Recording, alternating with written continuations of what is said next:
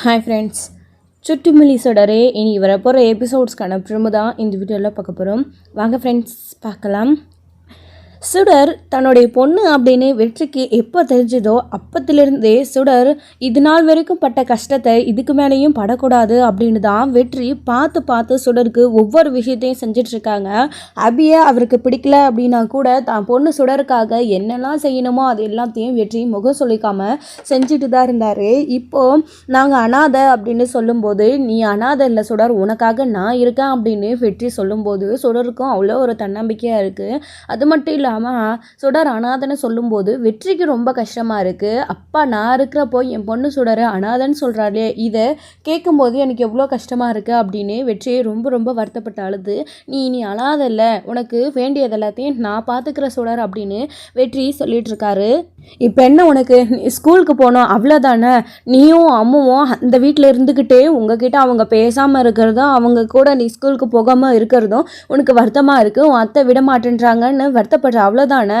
நீ சொல்கிற மாதிரியும் உங்களுக்கு தனியாக நான் எங்கேயாச்சும் வீடு வாடகை பார்த்து கொடுக்கட்டுமா, செலவு எல்லாத்தையும் கூட நானே பார்த்துக்கிற சுடர், நீ கவலைப்படாத, நீ அனாதான்னு சொல்லக்கூடாது, எனக்குன்னு கூட யாருமே இல்லை சுடர், ஆனால் அப்போ தானே நீ எனக்கு நம்பிக்கையாக கொடுத்த உன் அப்பா அம்மாவை தேடுங்க அங்கிள் நான் இருக்கேன் அப்படின்னு நீ சொன்னல, அதே மாதிரி யாரும் இல்லாத எனக்கு நீ இருக்க, தோ உன் அம்மா இருக்காங்க, நான் இருக்க உங்களுக்காக அப்படின்னு வெற்றி சொல்லவும், பாத்தியாடா வெற்றி, இப்போ உன் பொண்ணு உன் வாயாலேயே அபிக்கும் சுடருக்கும் நீ இருக்கன்னு சொல்ல வச்சுட்டா, கூடிய சீக்கிரம் கண்டிப்பாக அபிக்கும் நீ யாருன்ற உண்மை தெரிய வரும், சுடருக்கும் நீ யாருன்ற உண்மை தெரிய வரும், ரெண்டு பேரும் கண்டிப்பாக 3 பேரும் சேர்ந்து ஒன்றா இருப்பீங்க ஒரே வீட்டில். இது நடக்குதா இல்லையான்னு பாரு, நானும் உன் கூட இருந்து இதெல்லாத்தையும் பார்க்க தானடா போகிறேன் வெற்றி அப்படின்னு புலிக்குட்டி யோசிச்சுட்ருக்காரு. இல்லை கேப்டன், அது முடியாதுங்களே, நாங்களும் எங்கேயாச்சும் போயிடணும், அவங்களுக்கு தொந்தரவாக இருக்கக்கூடாதுன்னு தான் நினைக்கிறோம், ஆனால் மாமா எங்களை போக விட மாட்டேன்றாங்க, அங்கேயே தான் இருக்கணும்னு எங்களை ரொம்ப வற்புறுத்துனாங்க, அதுக்கப்புறம் தான் அத்தை இப்படி ஒரு கண்டிஷனை போட்டாங்க, எங்களுக்கு ரொம்ப ரொம்ப வருத்தமாக இருக்குது அப்படின்றாங்க.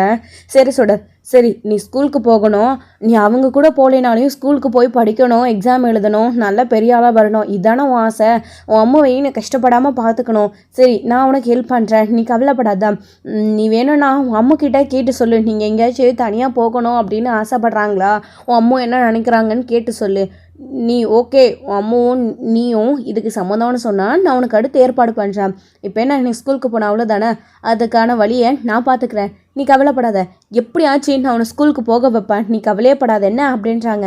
சரி கேப்டன் அப்படின்னு, இங்கே பார் இப்போ அழுவாத, நீ சாப்பிட்டியா அப்படின்றாங்க. இல்லை அங்கிள், வீட்டுக்கு மளிகை சாமான் செலவு இதெல்லாம் நிறைய வாங்கணும், அம்மோ தோ இதில் எழுதி கொடுத்து பணமும் கொடுத்துருக்காங்க, இதெல்லாத்தையும் வாங்கிக்கிட்டு வீட்டுக்கு போய் இதுக்கப்புறம் தான் அம்மோ உடம்பு முடியாதவங்க அவங்க சொல்ல நான் சமைக்கணும், அம்மா எப்படியும் என்னை விட மாட்டாங்க, அவங்களே தான் செய்கிறேன்னு சொல்லுவாங்க, நானும் கூட ஹெல்ப் பண்ணி எப்படியாச்சும் அம்மாவும் நானும் செஞ்சு சாப்பிடணும், அதுவும் விறகடுப்பில் தான் செய்யணும், அம்முக்கு புகைலாம் ஒத்துக்குமா என்னன்னு தெரியல, ஆப்ரேஷன் வேறு பண்ணியிருக்காங்க, புகை ஒத்துக்காமல் இருமல் வந்துச்சுன்னா அம்முக்கு நெஞ்சு வலி அதிகமாகும், என்ன பண்ணுறதே எனக்கு தெரியல கேப்டன், அதுதான் இன்னும் கொஞ்ச நாளைக்கு அம்முக்கு சரியாகிற வரைக்கும் பேசாமல் ஹோட்டல்லே வாங்கிக்கலாமா, அதுக்கப்புறமா அம்மு சமைக்கட்டுமான்னு யோசிச்சுட்ருக்க அங்கிள், என்ன பண்ணுறதுனே புரியல, ஆனால் அம்மு இதை வாங்கிட்டு வர சொல்லியிருக்காங்க, நான் போகணும் அப்படின்றாங்க. சரிவா சுடர், சரிவா கடைக்கு தானே போகணும், நான் உனக்கு ஹெல்ப் பண்ணுறவா அப்படின்றாங்க. புலிக்குட்டி, அப்புறம் நீ இன்னொரு விஷயம் சொல்லு, எப்படியும் வீட்டில் 2 கேஸ் இருக்குது, அடுப்பு இருக்குது, அடுப்பு இல்லைன்னா கூட பிரச்சனை இல்லை, அடுப்பு நான் வாங்கி கொடுத்துக்கிறேன் சுடருக்கு, நீ போய் சிலிண்டர் இருக்குல்ல ஃபுல் சிலிண்டரா அதை சுடரோடைய வீட்டுக்கிட்ட எடுத்துகிட்டு வந்து நீ நிற்கிறியா, சுடர் நான் மளிகை சாமான் வாங்கிட்டு கூப்பிட்டுட்டு வந்து அங்கே விட்டுறேன் அப்படின்றாரு. சரிடா வெற்றி, சரி அப்படின்னுமோ, சரி நீ ஆட்டோ பிடிச்சி கிளம்புன்னு புலிக்குட்டி ஆட்டோ பிடிச்சி சிலிண்டர் எடுத்துகிட்டு வர சொல்லிட்டு இவங்க அந்த மளிகை சாமான் பொருள் இதெல்லாம் வாங்குறதுக்காக போகிறாங்க. அங்கே போனதுக்கப்புறமா அது எல்லாத்தையுமே கடையில் வாங்கி கொடுக்குறாங்க. அதுக்கப்புறம் சுடருக்காக நிறைய பிஸ்கெட்டு சாக்லேட் இதெல்லாம் வெற்றி வாங்கி கொடுக்குறாங்க.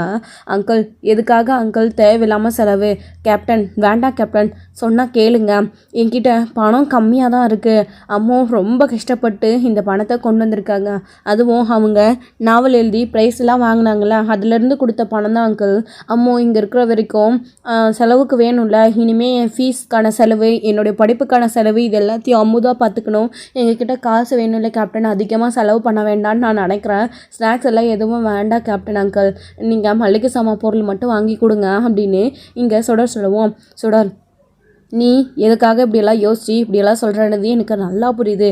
இப்போ என்ன, இது உனக்கு எக்ஸ்ட்ரா செலவு அவ்வளோதானே, இதுக்கு நான் பணம் கொடுக்குறேன். சரி விடு அங்கிள், மொத்தமாக எவ்வளோண்ணா ஆச்சு அப்படின்னு கேட்குறாங்க. மொத்த பில்லையும் சொல்கிறாங்க. இந்தாங்க வாங்கிக்கோங்கன்னு சொல்லிட்டு வெற்றியை எல்லாத்துக்கான பணத்தையும் கொடுக்குறாங்க. அங்கிள் நீங்கள் ஏன் கொடுக்குறீங்க, அதான் என்கிட்ட பணம் இருக்குல்ல, அம்மாவுக்கு தெரிஞ்சா திட்டுவாங்க, இந்தாங்க வச்சுக்கோங்க அப்படின்றாங்க. சுடர் சொன்னால் கேளுடா, எடுத்துக்கோ அப்படின்றாங்க.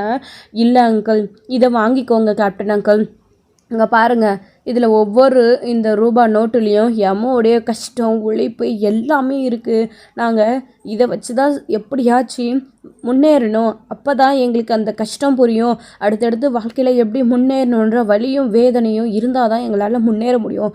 இதை நீங்கள் வாங்கிக்கோங்க, அதான் நீங்கள் எல்லாத்தையும் கொடுத்துட்டீங்கல்ல, நீங்கள் வாங்கி கொடுத்ததை வேணால் நான் எடுத்துக்கிறேன்னு, இந்த பணம் நீங்கள் வச்சுக்கோங்கன்னு அந்த பணத்தை வெற்றி கையில் சுடர் கொடுத்துட்றாங்க. சொல்ல கேட்காம.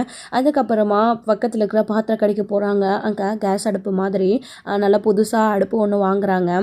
அதுக்கப்புறம் வந்துட்டு கொஞ்ச நேரத்துலேயே வந்துட்டு அங்கே புலிக்குட்டி சிலிண்டர் ஒன்று எடுத்துக்கிட்டு நேராக அங்கே வந்து நிற்கிறாங்க. சுடர், உனக்கு சிலிண்டர் தீர்ந்து போச்சுன்னா சொல்லு, அங்கிள் உதவி செய்கிறேன் அப்படின்றாங்க. சரிங்க கேப்டன், ரொம்ப தேங்க்ஸ் அங்கிள் அப்படின்றாங்க. எதுக்கு தேங்க்ஸ், உனக்கு தான் நான் இருக்கேன்னு சொல்லிட்டேன்ல, நீ எதுக்காகவும் வருத்தப்படக்கூடாதுன்னு. சரி வா வீட்டுக்கு போகலான்னு எல்லாத்தையும் எடுத்துக்கிட்டு வீட்டுக்கு முன்னாடி வந்து நிற்கிறாங்க. புலிக்குட்டியும் கரெக்டாக அங்கே வந்து நிற்கவும் எடுத்துகிட்டு நிற்கிறாங்க. சரி சுடர், நீ இதை எடுத்துகிட்டு போ, புலிக்குட்டி இதை எடுத்துகிட்டு வருவான் அப்படின்றாங்க. நீங்களும் உள்ளே வாங்க கேப்டன் அப்படின்றாங்க. இல்லைடாம்மா, ஏற்கனவே உங்கள்கிட்டக்குள்ளே நிறைய பிரச்சனை இருக்குது, இதில் நான் உள்ளே வந்தால் சரியாக இருக்காது, உங்கள் அத்தை அப்புறம் தருந்தியா இவங்களுக்கெல்லாம் தெரிஞ்சா வருத்தப்படுவாங்க, நீ போ, நான் ஹெல்ப் பண்ணேன்னு அவங்களுக்கு சொல்லாத அப்படின்றாங்க. சரிங்க கேப்டன் அப்படின்னு மல்லிகை சாமானை வாங்கிக்கிட்டு சுடர் பின் சைடு போகிற மாதிரி போகிறாங்க. அப்போ தான் இங்கே அதாவது புலிக்குட்டி, நீ வேணா இந்த அடுப்பையும் சிலிண்டரையும் எடுத்துகிட்டு போய் அங்கே உள்ளே வச்சுட்டு வந்துடுறியா அப்படின்றாங்க. சரின்னு சொல்லிட்டு அதை உருட்டிகிட்டே வந்து சிலிண்டரை வெற்றி அதாவது புலிக்குட்டி உள்ளே போகிறாரு. சுடர், வாங்கிட்டு வந்துட்டியா, வா அப்படின்றாங்க. அந்த கேப்லேயே வெற்றி என்ன பண்ணுறாரு, இவங்களுக்கு இதுக்கு மேலேயும் இவங்க சமைச்சு சாப்பிட்றதுக்கு இவங்களுக்கு தெம்பு இருக்காது, அபி நாளையிலேருந்து எப்படியாச்சும் சமைச்சிக்கணும், உடம்பு முடியாமல் இருக்கா, ஆப்ரேஷன் வேறு பண்ணியிருக்கு, சுடருடைய நிலமையை பார்த்தாலே ரொம்ப கஷ்டமாக இருக்குன்னு கடையில் சாப்பாடு வாங்கிட்டு வராரு.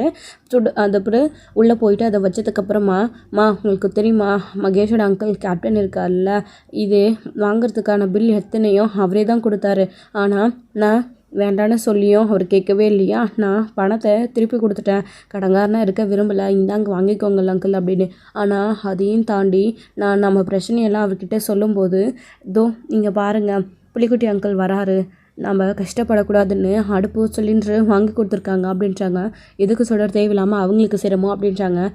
இதில் என்னங்க சிரமம் இருக்குது, எங்களுக்கு சுடரை ரொம்ப ரொம்ப பிடிக்கும், மகேஷோடைய ஃப்ரெண்டு வேறு சுடர், உங்களுக்கு பிரச்சனைன்னு வரும்போது நாங்கள் ஹெல்ப் பண்ணலாம் எப்படி, அது மட்டும் இல்லாமல் எங்களுக்குன்னு கூட யாருமே இல்லை, சமாளித்து நாங்கள் என்ன பண்ண போகிறோம், உங்களுக்காக என் கூட பிறந்த அக்காவாக நினச்சிக்கிட்டு ஏதோ இது சுடரை எனக்கு ரொம்ப வேண்டப்பட்ட பொண்ணாக நினச்சிக்கிட்டு ஃப்ரெண்டா நான் இதெல்லாம் உங்களுக்கு வாங்கி கொடுக்கக்கூடாதா, வச்சுக்கோங்க சிலிண்டர் தானேன்னு புலிக்குட்டி சொல்லவும், ரொம்ப தேங்க்ஸ், இந்த உதவியை நாங்கள் மறக்கவே மாட்டோம். ஆமாம் அதோ சுடரோடு சொல்கிற கேப்டன் இல்லைங்களா, அவரை நானும் பார்க்கணுன்னு நினச்சிக்கிட்டே இருக்கேன், அவருக்கு தேங்க்ஸ் சொல்லிகிட்டே இருக்கணும், இவ்வளோ விஷயம் செஞ்சுருக்காரு அப்படின்றாரு. அவன் வெளியிலலாம் ஏதோ வேலை இருக்குதுன்னு சொல்லிட்டு போயிட்டான், இதாங்க இருக்கட்டும் பரவாயில்ல நான் சொல்லிக்கிறேன் அப்படின்றாரு. சரி கண்டிப்பாக அவருக்கு தேங்க்ஸ் சொல்லிடுங்கன்னு சொன்னதுக்கப்புறமா புலிக்குட்டி இதை ஒரு நிமிஷம் இருங்க, வெளியில் அடுப்பு இருக்குது எடுத்துகிட்டு வரேன்னு அடுப்பை எடுத்துகிட்டு வராங்க. அதுக்கப்புறம் அடுப்பை எடுத்துகிட்டு வந்து வச்சு ஃபிட் பண்ணலான்னு சொல்லிட்டு ஃபிட் பண்ணிவிட்டு திரும்ப வெளியில் வரவும் வெற்றி வந்துடுறாரு. எங்கடா வெற்றி போய் இந்த இவ்வளோ நேரம், நல்ல வேலை அபி உன்னை பார்க்கணுன்னு சொல்லி உங்களுக்கு நன்றி சொல்லணும்னு தெரிஞ்சாங்க தெரியுமா, சொல்கிற இந்த விஷயத்த சொன்ன உடனே அவங்க உன்னை பார்க்கணுன்னு சொன்னாங்கடா அப்படின்றாங்க. டேய் நீ எதுவும் சொல்லி சமாளிச்சிட்டல, சரி இதில் அவங்களுக்கு சாப்பாடு இருக்குது, இது அவங்கக்கிட்ட கொடுத்துட்டு நீ உடம்ப பார்த்துக்க சொல்லிட்டு வா அப்படின்றாங்க. பரவாயில்ல வெற்றி, அபி மேலே உனக்கு அக்கறையா அப்படின்னு சுடர்கிட்ட சொல்லிட்டு வாடா அப்படின்றாங்க. சரின்னு சொல்லிட்டு சாப்பாடு எடுத்துகிட்டு உள்ளே போகவும் சுடர் அப்படின்றாங்க. வாங்க அங்கிள் அப்படின்னும், இதில் சாப்பாடு இருக்குது இப்போதைக்கு சாப்பிட்டுக்கோங்க, அப்புறம் சமைச்சி சாப்பிடுங்க, எந்த உதவியாக இருந்தாலும் எங்ககிட்ட சொல்ல சுடர், நீங்கள் கவலையே பண்ணக்கூடாது, நீங்களும் குழந்தைய அதிகமாக பிடிச்சி திட்டாதீங்க. சுடர் ஏற்கனவே ரொம்ப வருத்தத்தில் இருக்கா, உங்களை நினச்சி ரொம்ப வருத்தப்படுறா, நீங்கள் தான் சுடருக்கு தைரியமாக இருக்கணும், உங்கள் உடம்பு சீக்கிரமாகவே சரியாயிடும், இதை பற்றியும் கவலைப்படாதீங்க. அது மட்டும் இல்லாமல் கேப்டன் எப்படியாச்சு சுடருக்கு ஸ்கூலுக்கு போக ஏற்பாடு பண்ணுறதா சொல்லியிருக்காங்க. நீங்கள் கவலையே படாதீங்க. சுடர் எப்படி ஸ்கூலுக்கு போவா, வருத்தப்படாதீங்க. உங்கள் அண்ணனும் உங்கள் வீட்டில் இருக்க யாரும் உங்ககிட்ட பேசலன்னு வருத்தப்படாதீங்க. நாங்கள் இருக்கிறோம். என்னை தம்பியாக நினச்சிக்கிட்டு நீங்கள் என்ன வேணாலும் என்கிட்ட சொல்லலாம் அப்படின்னு புலிக்குட்டி சொல்லவும், ரொம்ப தேங்க்ஸ் அப்படின்னு இங்கே அபி சொல்லவும், இங்கே இவருமே ரொம்ப ரொம்ப சந்தோஷப்படுறாங்க. கேப்டன் சொன்ன மாதிரி உன்னை ஸ்கூலுக்கு போகிறதுக்கு ஏற்பாடு பண்ணுவாங்க சுடர், நீ கவலைப்படக்கூடாது. உன் அம்மாவை நல்லா பார்த்து ரெஸ்ட் எடுங்க. உங்களை பார்க்கும்போதே ரொம்ப கஷ்டமாக இருக்குது, உடம்பு முடியல போல் இருக்குது உங்களுக்கு. எப்படி எங்கே இருக்கீங்க, எப்படி இங்கே இருந்துக்கிட்டு தரையில் படுத்துக்கிட்டு ரெஸ்ட் எடுக்கிறீங்க அப்படின்றாங்க. இவ்வளோ தூரம் நீங்கள் எங்களுக்கு உதவி பண்ணதே ரொம்ப பெரிய விஷயம். இதுக்கு மேலேயும் நீங்கள் எதுவும் செய்யணும்னு நினைக்காதீங்க. நான் பார்த்துக்கிறேன் சுடரை, என் பொண்ணை நான் வளர்த்துக்கிறேன் அப்படின்றாங்க. இப்படியெல்லாம் என் குழந்தைய அடுத்தவங்களோட உதவியோட வளர்க்கலோன்னு என்னுடைய தலையெழுத்து எப்படி எழுதிருக்கு, இதை நினச்சாதான் எனக்கு கஷ்டமாக இருக்குது அப்படின்னு நீங்கள் ஏன் அப்படின்னு நினைக்கிறீங்க? நான் தான் சொன்னல, எனக்கு கூட பிறந்த தம்பியாக நினச்சிக்கோங்கன்னு, வருத்தப்படாதீங்க அப்படின்னு புலிக்குட்டி சொல்லவும், ரொம்ப தேங்க்ஸ் அப்படின்னு சொன்னதுக்கப்புறமா புலிக்குட்டியுமே அங்கேருந்து வராங்க. வந்ததுக்கப்புறமா வெற்றி வெளியில் வெயிட் பண்ணுவோம். போலாண்டா வெற்றின்னு 2 பேரும் கிளம்புறாங்க. சுடர்கிட்ட சொல்லிட்டு வந்தியாடா அப்படின்னு. பாவண்டா அபி, ஆனால் ரொம்ப ரொம்ப கஷ்டப்படுறாங்க. சொந்த வீட்டுக்குள்ளே இருந்துக்கிட்டு அவங்களுக்கு இந்த நிலமெல்லாம் வந்திருக்கக்கூடாதுடா. உடம்பு ரொம்ப முடியாமல் இருக்காங்கடா. அவங்க தரையில் படுத்துக்கிட்டு வெளியே ஒரு ஓரமாக சமைச்சு சாப்பிட்டுக்கிட்டு பாவண்டா. உடம்பு முடியாமல் இருக்கிற இந்த சமயத்தில் அவங்க சமைச்சு சாப்பிட்டுக்கிட்டு பாத்திரம் கழுவி துணி துவச்சி சுடரையும் படிக்க வச்சுக்கிட்டு ரொம்ப கஷ்டப்படுறாங்கடா. ஏன்டா வெற்றி அபிக்கு இந்த நிலமை வந்திருக்கணும்? சொல்லப்போனால் நீங்கள் வாழ்க்கையில் 2 பேரும் ஒருத்தருக்கு ஒருத்தர் பார்த்துக்காமலே இருந்திருக்கணும். அபியாச்சும் சந்தோஷமாக இருந்திருப்பா, இல்லை நீயாச்சும் சந்தோஷமாக இருந்திருப்ப. 2 பேரும் லவ் பண்ணி ஒருத்தருக்கு ஒருத்தர் பிடிச்சி போய் கல்யாணம் பண்ணி உங்களுக்கு இந்த நிலமை வந்திருக்கக்கூடாதா? ஒரு பக்கம் நீ கஷ்டப்படுறா, இன்னொரு பக்கம் அபி கஷ்டப்படுறா. இதில் யார் மேலே தப்பு இருக்கிறதுன்னு எனக்கு முடிவு பண்ணுறதுன்னு சத்தியமாக தெரியல வெற்றி அப்படின்னு புலிக்குட்டியும் ஒரு பக்கம் புலம்பிக்கிட்டே வராங்க. இந்த எல்லாத்தையும் பார்த்த வெற்றி, அபி இந்த அளவுக்கு கஷ்டப்படுறத பார்க்கும்போது அவருக்கே கஷ்டமாக இருக்குது. ஏற்கனவே வெற்றி சந்திக்கப்பட்டார், அபி இதை பண்ணியிருக்க மாட்டாங்கன்னு. ஆனால் கருணா நல்லா குழப்பி விட்டதுனால திரும்பவும் வெற்றி இந்த விஷயத்தில் அபி மேலே கோவமாக தான் இருக்கிறாங்க. ஆனாலும் இப்போது வெற்றி முடிவெடுக்கிறாரு. அபி இங்கே இருக்கிற வரைக்கும் எந்த பிரச்சனையும் வராமல் சுடரையும் அபியையும் பார்த்துக்க வேண்டியது நம்மளுடைய பொறுப்பு. தெரிஞ்சோ தெரியாமலையோ 2 பேரும் வாழ்க்கையில் மீட் பண்ணிட்டோம், லவ் பண்ணி கல்யாணம் பண்ணிக்கிட்டோம், எல்லாமே நடந்து முடிஞ்சு போச்சு. பார்வதி அக்கா கொலை விஷயத்தில் அவள் ஜெயிலுக்கு போயிட்டா, தண்டனையும் அனுபவிச்சிட்டா, எல்லாம் சரிதான். ஆனால் இன்னும் சட்டப்படி எங்கள் 2 பேருக்குள்ள எதுவுமே இல்லைன்னு முடியலையே. என் பொண்ணு இருக்கிறாளே, அவளுக்கு செய்ய வேண்டியதுன்னு என்னுடைய கடமானும் ஒன்று இருக்குல்ல. சுடர் 100 தடவை அனாதானதுன்னு சொல்லும்போது எனக்கு எவ்வளோ வலியாக இருக்குது. அபி என் பொண்டாட்டின்னு சுடருக்கு தெரியாது, நான் தான் அப்பான்னு அவளுக்கும் தெரியாது. அவள் என் பொண்ணு, எப்படி அவங்க அனாதையாக இருக்க முடியும்? அவங்களுக்கு இந்த நிலமை அப்படின்னு வெற்றி யோசிக்கும் போது அவங்களுக்கு ஹெல்ப் பண்ணணும்னு தான் நினைக்கிறாங்க. அடுத்து என்னடா பண்ண போகிறோன்னு புலிக்குட்டி கேட்கும்போது, நேராக நான் ஸ்கூலுக்கு போய் எப்படியாச்சும் சுடரை ஸ்கூலுக்கு வர வைக்க பேச போகிறேன்னு முடிவெடுத்து அங்கே போகிறாங்க. ஆக்சுவலி வெற்றியாக அந்த விஷயத்தில் எதுவும் பண்ண முடியாது. அது மட்டும் இல்லாமல் இந்த படிச்சுட்டு இருக்கிற ஸ்கூல்லேருந்து வேறு ஸ்கூலில் நடுவில் போய் சேர்ந்தாலும் சுடருக்கு அது ரொம்ப கஷ்டமாக இருக்கும். அதனால தான் இப்போது மேம் கிட்ட பேசி ஸ்கூல்லேருந்தே சுடரை வர வைக்கிறாங்க.